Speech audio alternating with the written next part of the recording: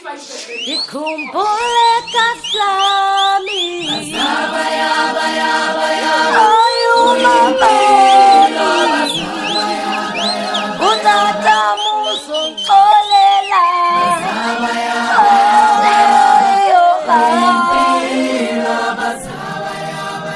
ngikhumbule umntwanami uyantolila unyantoni sanalwa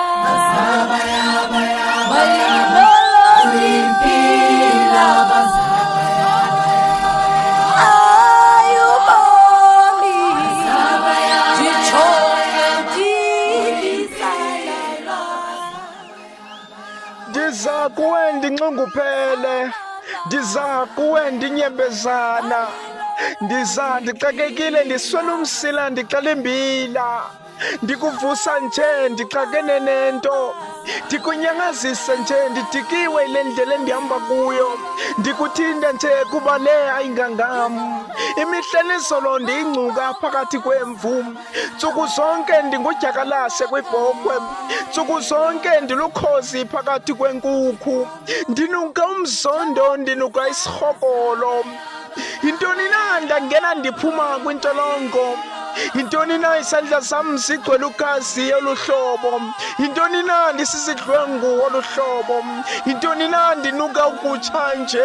Sazela sam uyephi? Sazela sam mingakanani imiphefumlo esendiyichaphazile uthule? Sazela sam ubuphi xa ndidlwengula? Sazela sam ubuphi xa ndibulela umphefumlo ongenatyala? Buye sazela kuyonakala, seyimininzi imiphefumlo eselibhadule, sekuligazi kwimiqolo yoluthoba kumzimba woMzantsi Afrika. Sondenele zintsana ezitshabaka lusizi, sondenele kukubukulana ngobuzwe, sondonele zinyadidi ligazi liphalala ngokunganalusizi, sondonele zizidlwengu izidlwengula imihla nezolo, sondonele zingcuke ezambetha imfele zegusha, sondonele bonongqawuse, sondonele imiphefumlo exhashazwe ekameni lothando.